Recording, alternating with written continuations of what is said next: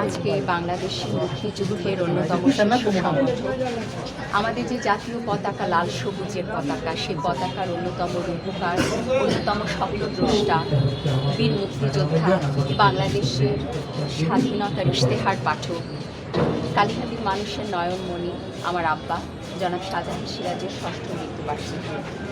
আজকে বাংলাদেশের যে প্রেক্ষাপট, বর্তমানে যে পরিস্থিতি, তাতে আমার আব্বার মতো মানুষদেরকে আমরা অত্যন্ত মিস করি, ফিল করি। আজকে বাংলাদেশে ওনার মতো মানুষদের খুব প্রয়োজন। আজকে আমাদের সারা দেশে যে আমাদের মুক্তিযুদ্ধ বিরোধী যে শক্তির যে উত্থান ঘটছে, সেখানে আজকে আমাদের মুক্তিযুদ্ধে যে মূল্যবোধ ছিল, যে একতা ছিল, তা আমাদের খুব বেশিভাবে প্রয়োজন।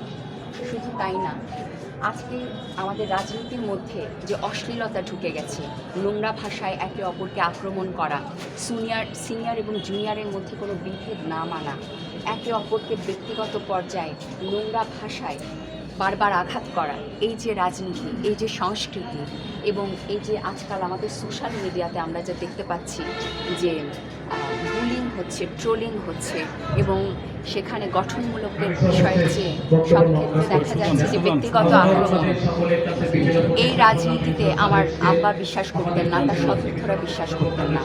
আজকে আমাদের সুস্থ রাজনীতির যে অভাব, এই অবস্থাতে আমরা আমার আব্বার মতো মানুষকে খুব মিস করি। বিশেষ করে আমরা জানি আমরা বর্তমানে যে অবস্থায় আছি, সেখানে এই ধরনের নেতৃত্ব আমাদের খুব বড় দরকার।